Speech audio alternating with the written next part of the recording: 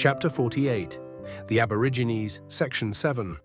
While the hostile proceeding was in progress, the future preserver of the natives, Mr. Robinson, had already given his thoughts to their conciliation.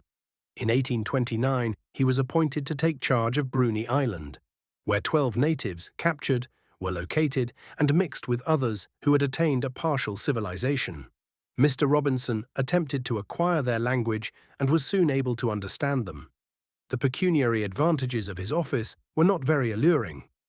£50 a year and rations were thought equal to obtain a person of good character to manage the infant establishment and to effect the proposed intercourse with this unfortunate race. Mr. Robinson described his plan as the employment of persuasion only and requiring the withdrawment of intimidation.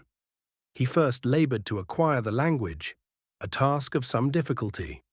The English were scarcely less ignorant on this subject than when they first landed, and the dialects of the tribes differed considerably. The Aborigines were supposed to understand the English tongue much more extensively, but the words with which they were most familiar were the imprecations so often addressed to them. They were able to retort common terms of menace. Their intercourse with bushrangers and stock-keepers on remote stations was the chief source of their knowledge. To learn the language as an instrument of civilization would be the first idea of a Christian missionary, but it was a conception too lofty for the colonial mind. It was forgotten that by no other means can savages be softened or permanently conciliated. The effect, when adopted, was electric. They learned to address Mr. Robinson as their marmanak, or father, and thus to distinguish him from other white men. The stupidity attributed to barbarians and the vacant laughter with which they received the announcement of new ideas in a foreign tongue would be ascribed by experienced teachers to the absurdity of such a medium of communication. The plan adopted by Mr. Robinson was not only humane, it was reasonable. The natives were proud of freedom, their restraint was disguised, and by unvarying kindness he taught them to regard him as their friend. And thus they were prepared, not only to submit to his authority, but to rely upon his promises. White men had thought it a merit to deceive, and it required some skill to convince them. Having explained the proposals of the government, he took with him several of their number and went on his errand of mercy. The Aborigines were evidently prepared for his mission. Most of the tribes had occasionally direct intercourse with Europeans. True, the more frequent, the more hostile, but while they regarded the whites with hatred, this commerce enabled them to appreciate the presents provided to entice them and facilitated friendly communication. All on the east side of the island were confederated, and when any were gained, they became agents in each other's pacification. The late pursuit, though it had not subdued their enmity, or even their courage, had convinced many that there was no security but by peace. Others, however, long resolved to confide in their own strength and to take refuge in the fastnesses of the island. Such was the answer they gave to the messages of Robinson, but the late events had separated them from each other. It had scattered their tribes. Members of the same family were part in captivity, and the knowledge of their condition moved the sympathies of relations still at large. Of this, an affecting instance transpired in 1831. Some who gave themselves up stated that they had been very unhappy. They had gone over the country, searching for their lost friends of whom they could gain no tidings. We realize a softening scene in contemplating these fragmentary tribes traversing their ancient haunts and uttering the unanswered and then melancholy call which distinguishes their race. When this party were told that their relations were living under the protection of Robinson, they expressed an anxious wish to join them and met them with exclamations of joy. The numerous islands that surround the coast greatly facilitated the detention of captives. Few of the male natives could swim. Few understood the structure of a catamaran. The means of escape were not easily obtained, and for a time the novelty and repose of their bondage mitigated their dislike to its restrictions. These natural fortresses kept them in safety without the aspect of a prison, and one or other island was accessible from most points of the Tasmanian shore. Colonel Arthur implied, by his closing proclamation, when he dismissed the forces, that their labours formed the first series of a connected plan, only partially developed. The war was, in the estimation of the governor and his friends, a preparation for a mission of peace. It was fortunate that Robinson's early progress imparted to the warlike expedition the éclat of reflected success. It is not necessary to scrutinize the notion, or to teach what this history will not warrant, that measures of conciliation are more successful when pursued under the forms of hostility. Had the milder method been tested at an earlier period, the expenses of the campaign might have been spared. Colonel Arthur, however, warmly approved and strenuously supported the Pacific mission. Not only was he convinced that nothing further could be expected from arms, but he felt a real compassion for the unfortunate race. In this course, he found considerable opposition. "We strongly raise our voice," one editor remarks, "against their civilization. The natives are not to be trusted, and the lives of all engaged in the mistaken policy of conciliation are never safe for one moment." The conduct of this mission, the governor entrusted to the Aborigines Committee, originally consisting of Archdeacon Broughton, Rev. Messrs. Bedford and Norman, P.A. Mulgrave, J. Thomas, S. Hill, and Charles Arthur, Esquires. Their authenticated statements are embodied in these pages. Their sentiments accorded with their character, but were slightly tinged by the feelings of the day. To devise the means of capture and superintend their application was their most important function.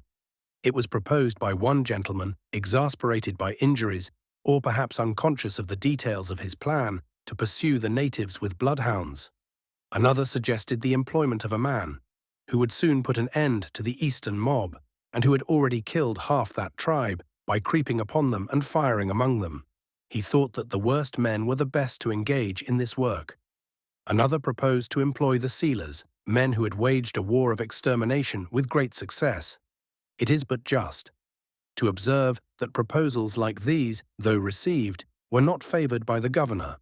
They are in the records of office, connected with the names of their authors, and they admit no other excuse than a reference to recent acts of aboriginal violence, which had shaken the common principles of British humanity.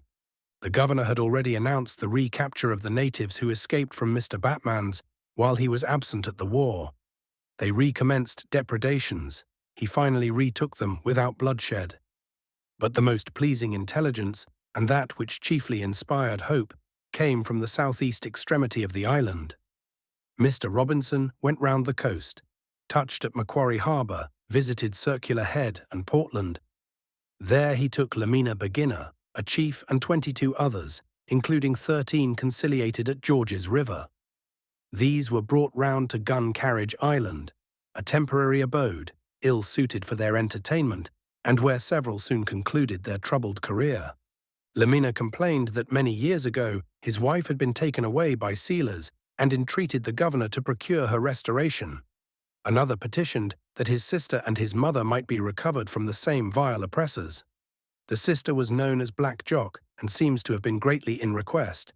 She was in alliance with the leader of one of the parties, less modest than familiar.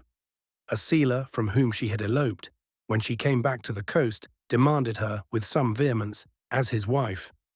So much beloved was this Tasmanian belle. The arbitration of these disputes was no easy task. Though sufficiently ridiculous, they often seriously endangered the mission. The governor issued an order against the interference of the sealers and declared Mr. Robinson under the special protection of government. In reference to these captures, the governor publicly expressed his great gratification and requested the colonists to promote pacific intercourse by all available means. The discretion displayed by Robinson, not less than his courage, excited much admiration, and hopes were entertained that the true means of safety were at last discovered. Mr. Robinson now requested that the armed parties should be recalled, depots established to afford an asylum to the captives, and additional agents employed. Mr. Cotterill and others were engaged to act in subordination to the movements of Robinson. The Sydney blacks, 10 of whom had been brought down by Mr. Batman for the mission, had been found less useful. They were rewarded and sent home. The Aborigines of New Holland despised the Tasmanian blacks, a race ignorant of the Woomera. In the following September 1831, Mr. Robinson obtained another considerable accession. Assisted by Lamina Beginner, they travelled backwards and forwards for 400 miles and found old acquaintances. Umara, the chief of the Stony Creek tribe, when he saw Mr. Robinson, ran to him and shook hands, and with 5 men and 1 woman gave himself up. 3 only of his tribe remained. The captives were described as remarkably athletic. They talked incessantly and complained bitterly that their women had been stolen. The inequality of numbers confirmed this charge. While Robinson was with them, a boat's crew came in sight, and it required all his influence to prevent the natives from retreating with precipitation. Thus, the evil they suffered in their first intercourse pursued them to the last moment of their freedom. Mackay, who had been employed under Mr. Robinson, added to these captures. 2 friendly native women accompanied him, and they followed the track for a week. At last, they found the natives encamped in a plain. In the dead of night, the party dashed in among them and took 2 men, 1 woman and a boy. Surridge, also assisted by 2 native females, captured 8 men and 2 women. Their method was curious. The tame women were sent up the hill. Where the fires were seen, they returned. 4 men followed them down to the boat, and 6 others, men and women, were speedily seen in the footsteps of their companions. While these captures were proceeding, Mr. Robinson started for the Surrey Hills and Circular Head. He left the party lately conciliated in Launceston. They were cheerful and expected their proposed voyage to the islands with great glee. They spoke of their past outrages without reluctance, which they justified by relating the cruelties they had suffered. The governor was anxious to notice every instance of intrepidity and kindness. It is the coward that is ferocious. The indulgences of the crown were freely given to persons of whatever class who exemplified courage and humanity. Mr. Anstey, a young gentleman of the interior, was rewarded with 500 acres. He had surprised and taken several, and the skill of his arrangements prevented the effusion of blood. In a few instances, the natives voluntarily surrendered. Mr. Charles Headlam saw 2 approaching, holding up their hands, thus indicating the absence of their spears. He was standing on the threshold when he remarked the signal and immediately lowered his gun. These unfortunate beings were admitted into the house and supplied with food, and finally conducted to a place of safety. These feelings were occasionally damped by acts of atrocity committed by the blacks. It is not to be supposed, however, that provocation ceased, or that the impulse given by 4 years' conflict could be simultaneously paralyzed.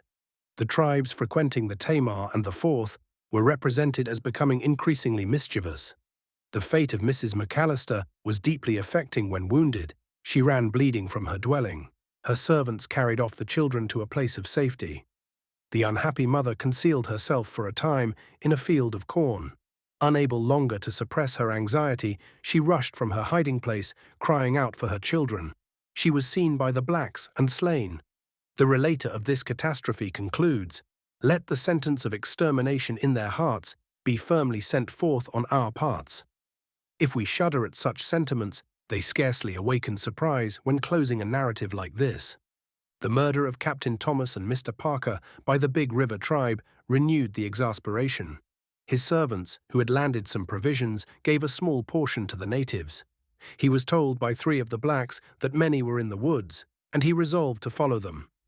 Parker, who accompanied him, advised him to take his gun. As they were walking, a native snatched it away. They became alarmed and ran and were pierced with spears. This case seemed to indicate a hopeless spirit of innate malice. Captain Thomas was known to be humane, and his object was to conciliate. The natives had, however, experienced great cruelties from the servants and others. A coroner's jury brought in a verdict of willful murder. Those charged were arrested and committed to jail. Afterwards, they were removed to Flinders. As the vessel rounded the coast, the scene of the murder was visible, and they became extremely agitated. But the opinion of the colony was no longer favorable to executions, and the government had discovered a more excellent way. Mr. Robinson now landed at Circular Head, and assisted by his native companions, he followed up the Big River tribe. He fell in with the party at Lake Echo. They had moved with haste and left behind several stand of arms, a looking-glass, and the gun of Captain Thomas. Other encampments were passed, but when Robinson approached them, they invariably fled. They had been to a spot 20 miles southeast of the Van Diemen's Land Company's establishment, whither they were accustomed to resort for a mineral which is found in a decomposed bed of feldspar. From this place they were followed by Robinson, who overtook them 30 miles northwest of the peak of Tenerife. He saw them first to the east of the Barn Bluff mountain and was not more than 2 miles distant. He hailed his people and selected a few of his friendly natives who, together with the woman present at the murder of Captain Thomas, were sent to meet them. The party of Robinson were concealed by a scrub. In less than half an hour he heard the war whoop and perceived that they were advancing by the rattling of their spears. This was an awful moment to their pacificator. On their approach, the chief, Manalanga, leaped on his feet in great alarm, saying that the natives were coming to spear them. He urged Mr. Robinson to run, and finding he would not, took up his rug and spears and went away. The rest of the allies prepared to follow him, but prevailed on by Robinson to remain. They inferred that the natives sent on the embassy of peace were either killed or that they had joined the hostile tribe. As these advanced, the friendly emissaries were unseen, being hidden by the larger number of the strangers, who still raised their cry and approached in warlike array. At length Robinson saw his own people. He then went up to the chiefs and shook hands with them. He explained the object of his visit, distributed trinkets among them, and sat down and partook refreshment with them. From that time they placed themselves under his control, and as they advanced towards Hobart Town, he encouraged them to make excursions, which left their own actions free and prevented suspicion and distrust. With their wives and children, this party consisted of 36, and at length they were safely lodged on Swan Island. They were fine, muscular men, and excited great interest and sympathy. This incident suggested to the venerable artist, Mr. Duterreau, the idea of a national picture. He depicts the interview and delineates the various countenances drawn from the life with great energy and effect. Robinson is seen in expostulation with a listening chief. A woman, behind him, is endeavoring to pour distrust into his ear. Others are looking on in expectation or in doubt. The grouping is skillful and expressive, and this picture, which has the great merit of minutely representing the attitudes and customs of the natives, will be an interesting memorial, in another age, of the most honourable passage in Tasmanian history. The results of his enterprise produced a strong impression in favour of Mr. Robinson. He had been thought rash and even fanatical. His death had been predicted 100 times. His success was attributed, half in jest and half in earnest, to some species of animal enchantment. The government, at the suggestion of the committee, acknowledged his exertions, not only with warm eulogy, but substantial rewards. He received a maximum grant, in the title of which his service to the public was recorded, and was paid a salary more suited to the office he filled. Others were also liberally recompensed for their contributions to his success, of which the merit was more in its conception than in its detail. Having shown the possibility of conciliation, Mr. Robinson declined the further risk of his life, except on terms which would place his family beyond the reach of want. The governor fully met his just claims, providing pensions for his wife and children in case of his death, and promising £1,000, £300 in hand, and the rest when all should be brought in. It was understood that the future government of the Aborigines should be entrusted to his charge when the mission had realized its intention. The governor granted all his requests and spared no expense to ensure his success. The task was not accomplished for several years, but from this time the natives at large rarely appeared, and the colonists enjoyed that repose to which they so long had been strangers. His labours were attended with various and unusual perils. It was the custom of the men belonging to the Circular Head establishment to approach the native fires and destroy all they could not capture. One night, Robinson with his black attendants were on a point of land 6 miles from the establishment. The people were attracted by the smoke when, turning accidentally, he saw 7 men cautiously creeping round. They had levelled their muskets. But for an instant, recognition of his voice, his labours and his life would probably have ended. Mr. Robinson had learned that a large party were approaching Arthur River on their way to their own country and returning from a warlike expedition against those recently captured. He resolved to send 4 friendly blacks and 3 recent converts to open a communication with this tribe. They were to make signals if successful. 2 days after, the sign was given. On reaching the farther bank, he saw the wild natives coming towards him with their waddies and spears. He proposed that they should recross with him. They, however, desired him to remain, promising to hunt for his entertainment. He consented and made them presents, but he left his son and a small party in the rear. He was alarmed at night by a friendly native who, being acquainted with one of the hostile tribes, had learned that it was intended to murder him and his people. Robinson concealed his knowledge from his companions, lest their fears should be too powerful to suffer their remaining with him. The assassins extinguished their own fires but did not lie down to sleep. Robinson kept his burning brightly that he might watch their movement. They were earnestly chattering and were trimming their weapons, while one of their number insisted upon the cruelty of killing the white man. On Robinson's rising, the whole seized their spears, one grasped in their right hand and a bundle in their left. The dogs of Robinson's party had been secured and their spears removed. They, however, escaped, and he was left alone. In a moment he darted into the scrub. At this retreat they seemed struck with astonishment, and quickly covered by the thicket, their spears did not reach him. On clearing the scrub, he hastened to Arthur River and crossed on a floating tree. At this instant the natives reached the bank. He was soon joined by his own friends and confronted the hostile party, who stood on the opposite bank flourishing their spears.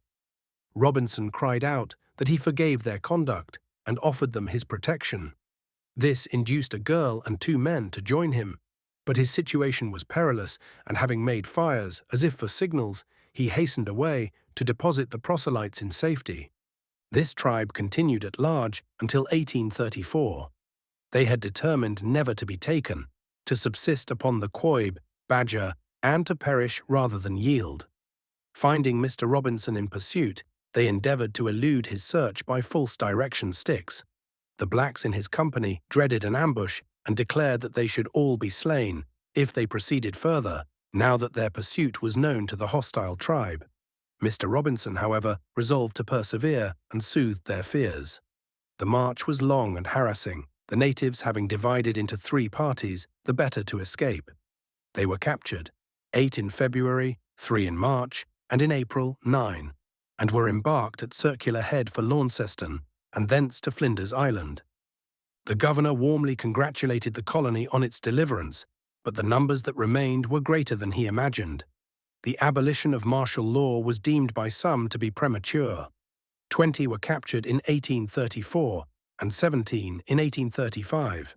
Mr. Robinson, after 9 months' pursuit, came up with the small relics which were known to be still at large in Middlesex Plains, and found 1 man, 4 women and 2 children. They had travelled as far as the head of the Derwent. 2 men, sent by Robinson with dispatches from the place of their capture, were lost in the bush and perished. It was now announced that no more Aborigines were at large.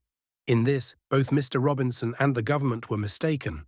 Rumours for several years were continually stirring of blacks fleeing in the distance, of the thin smoke, the native cry, and other indications of their presence. At length it was proved that these were not the ghosts of the departed tribes. In December 1842, at Circular Head, 7 persons were captured and rejoined their long-banished countrymen. This remnant consisted of a single family, the parents about 50 years, the rest of ages from childhood to 30 years. They were taken by a sealer whose boat they had pilfered and conveyed to Flinders. They were more than usually intelligent in their appearance. They did not understand 1 word of English, and they had probably retained to the last the primitive manners of their race. Mr. Robinson was a builder at Hobart Town. His family was large and depended on his trade. It detracts nothing from his merit, while it is honourable to the government, that he was a gainer by successful humanity. The munificence of the Crown alone prevented a larger subscription by the people. He had, however, the warm and unanimous expression of public gratitude. The character of his mission was supported by his conduct. He went unarmed, and if the natives approached him at all, they were devoid of fear and therefore of ferocity. He plunged into the heart of the forest, assumed the habits of a wanderer, and continued his absence for months together. He shared the danger of his allies and confided in their affection. He encouraged their sports, and so far as could a white man, without debasement, he became one among them. Hitherto the English had dealt treacherously, and rarely approached their camps, but to oppress, to mock, or to destroy them. They now discovered that all were not enemies, and kindness was felt more powerfully by contrast. It is said by Backhouse that Robinson acted under a sense of religious duty, by Mann that he was a fatalist, or predestinarian. He was calumniated by the base and the envious. The ascendancy he acquired over the natives, the Christian philosopher can easily comprehend. The effect of goodwill to men is peace on earth. Moral courage, united with generosity, often overpowers the suspicion and hostility of even the most barbarous. The coward dies, while the man of bold spirit dissipates the clouds of distrust and wakens in others the confidence he himself cherishes. Nor is it necessary for the writer to observe that divine providence gives back often the hazard of their lives to the resolute in right, or that an omnipotent protector attends the footsteps of the merciful. Thus, in their harassing life, parents and children had been divided, and families had been broken up in melancholy confusion. Indeed, they had ceased to be tribes and became what they were called, mobs of natives, composed often of hereditary enemies. Infanticide and distress, rapid flight, and all the casualties of a protracted conflict threatened them with speedy destruction. Had not Robinson appeared, the last, savage, hopeless of peace or safety, would have perished with his weapon in his hand. It was a great deliverance to this colony, as well as to the native. From the Windmill Hill at Launceston, whence a wide and beautiful country is visible, the spectator could discern the site of 20 aboriginal murders. Settlers, servants, and infants, the aged and the kind had fallen, as well as the base-hearted and cruel. It was something to know that the fatal hand which no precaution could resist would be raised no more. It was, indeed, a mournful spectacle. The last Tasmanian quitting the shores of his ancestors. 40 years before, the first settler had erected his encampment. A change so rapid in the relations of a people to the soil will scarcely find a parallel in this world's history. But that banishment which, if originally contrived, had been an atrocious crime, was at last an act of mercy. The tardy humanity of Englishmen, which rescued a remnant, extenuated the dishonour of their cruelty to the race. As for Mr. Robinson, he enjoyed not only the bounty of the government, but the affection of the natives and the applause of all good men. His name will be had in everlasting remembrance, happier still if numbered by the judge of all among his followers, who came not to destroy men's lives, but to save them. Footnote: It would be difficult, however, to believe Mr. Robinson was not satirical when he wrote as follows: "The system adopted toward the Aborigines of this territory is quite original. History does not furnish an instance where a whole nation has been removed by so mild and humane a policy." Report H. Commons, Aborigines, 1835. End of chapter 48 being the Aborigines, section 7.